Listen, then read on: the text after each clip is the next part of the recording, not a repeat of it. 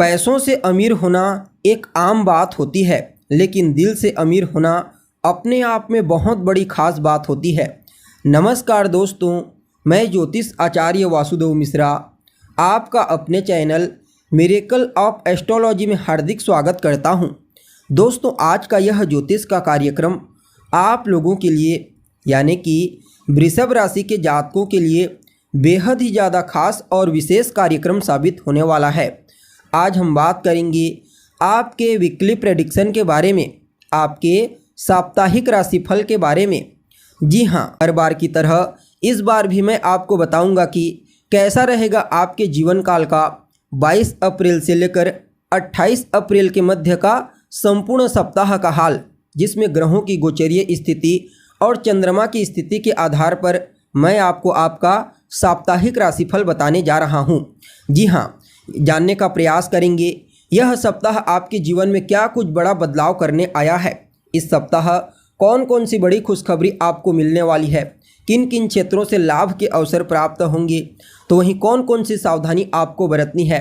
आपका स्वास्थ्य, आपकी शिक्षा, आपकी लव लाइफ, आपका वैवाहिक जीवन, पारिवारिक जीवन, भाग्य, करियर, बिजनेस, व्यापार और फाइनेंस के दृष्टिकोण से आपके लिए इस सप्ताह को कितना ज़्यादा लाभदायक कहा जा सकता है, सभी बातें आपको विस्तार पूर्वक बताएंगे। इसलिए कार्यक्रम को अंत तक देखिए। और अगर आप अपनी जन्म कुंडली पर हमसे परामर्श लेना चाहते हैं, जन्म कुंडली का विस्तार पूर्वक अध्ययन करवाना चाहते हैं, तो ऐसे में डिस्क्रिप्शन बॉक्स और वीडियो के अंदर आपको हमारा कॉन्टैक्ट नंबर मिल जाएगा, जहां से आप या तो व्हाट्सएप के माध्यम से या फिर डायरेक्ट फ़ोन कॉल के थ्रू अपॉइंटमेंट लेकर अपनी जन्म कुंडली का विस्तार पूर्वक विश्लेषण करवा सकते हैं। जी हाँ, तो दोस्तों, यहाँ पर दो बातों का आपको विशेष रूप से ध्यान रखना है। पहला कि मैं आपको यह जो राशिफल बता रहा हूँ, यह आपकी चंद्र राशि के आधार पर आपको बता रहा हूँ।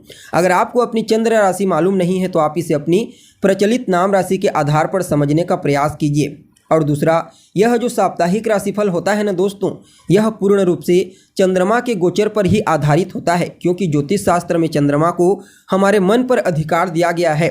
जिस प्रकार चंद्रमा हर 2.25 दिन में अपना राशि परिवर्तन करते हैं, ठीक उसी प्रकार हमारा मन भी है, यह हर समय बदलता रहता है। इसलिए हमारे दैनिक जीवन में जो कुछ भी घटनाएं घटित होती है, वह सब के सब चंद्रमा के कारण ही होता है। इसलिए वीकली प्रेडिक्शन के दरमियान चंद्रमा की स्थिति का, गोचरीय स्थिति का ज्ञान होना बेहद आवश्यक है।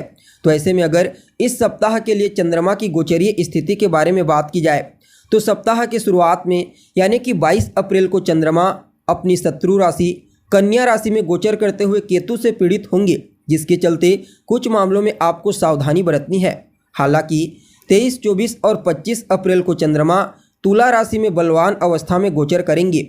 क्योंकि पहले तो पूर्णिमा के आसपास के होंगे और ऊपर से देवगुरु बृहस्पति की दृष्टि से दृष्ट होकर गज केसरी नाम का राजयोग बनाएंगे। हालांकि 26 और 27 तारीख को पुनः एक बार आपको सावधान होने की आवश्यकता है, क्योंकि इन 2 दिनों में चंद्रमा अपनी नीच राशि में गोचर करेंगे।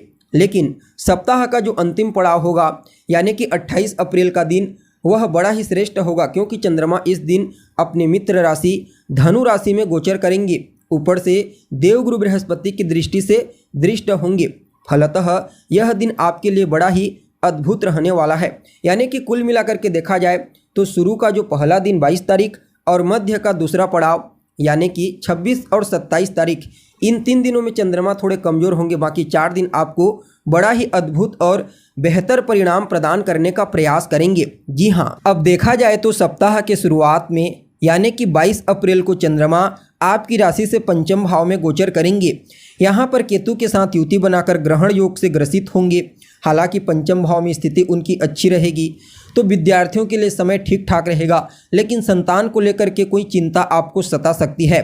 जी हाँ, चाहे संतान के करियर को लेकर के हो, उसके भविष्य, उसके चाल चलन, उसके स्वास्थ्य या फिर उसके पढ़ाई लिखाई को लेकर के। और यह समय लव लाइफ के दृष्टिकोण से भी उतना अनुकूल नहीं है।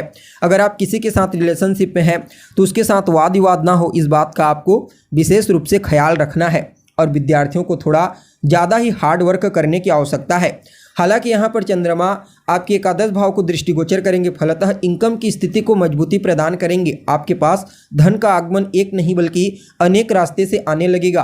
आपकी कोई अधूरी इच्छा है जो लंबे समय से पूरी नहीं हो पाई है, तो वह इच्छा यहाँ पर पूरी हो जाएगी। बड़े भाई बहनों के साथ काफ़ी हद तक आपके तालमेल को बेहतर बनाएंगे और कहीं ना कहीं इस समय आपके मूल्य को बढ़ा देंगे। जी हाँ, अब अगर बात की जाए मध्य पड़ाव के बारे में, तो यहाँ पर चंद्रमा का जो गोचर होगा आपकी राशि से षष्ठ भाव में होगा। कब?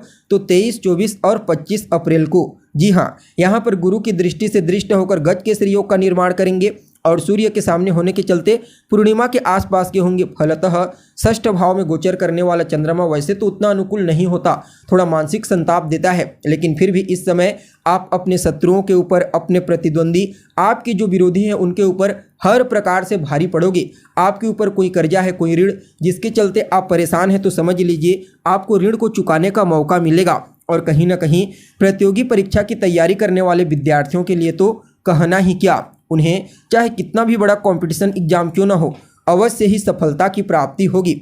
और यह समय खास करके गवर्नमेंट सेक्टर के लिए प्रयत्नशील जातकों के लिए तो बड़ा ही ज़बरदस्त कहा जा सकता है। थोड़े से एफर्ट में आपको सफलता की प्राप्ति होगी। जी हाँ, और जो लोग विदेश जाने के लिए प्रयत्नशील हैं उनको भी विदेश जाने के अवसर प्राप्त होंगे, चाहे पढ़ाई लिखाई करने के लिए जाना चाहते हैं, बिजनेस व्यापार करने के लिए जाना चाहते हैं, किसी भी मुद्दे को लेकर के।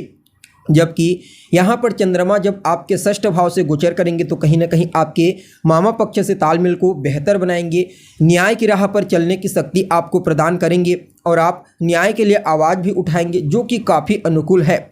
हालांकि यहाँ पर सप्ताह के मध्य पड़ाव के दूसरे चरण में यानी कि 26 और 27 तारीख को थोड़ा सावधान रहने की आवश्यकता है, क्योंकि यहाँ पर सप्तम भाव में अपनी नीच राशि में चंद्रमा गोचर करेंगे तो कहीं ना कहीं यह आपके लाइफ पार्टनर के स्वास्थ्य के लिए प्रतिकूल प्रभाव उत्पन्न कर सकता है। जी हाँ, अपने जीवन साथी के स्वास्थ्य का आपको विशेष रूप से ख्याल रखना है।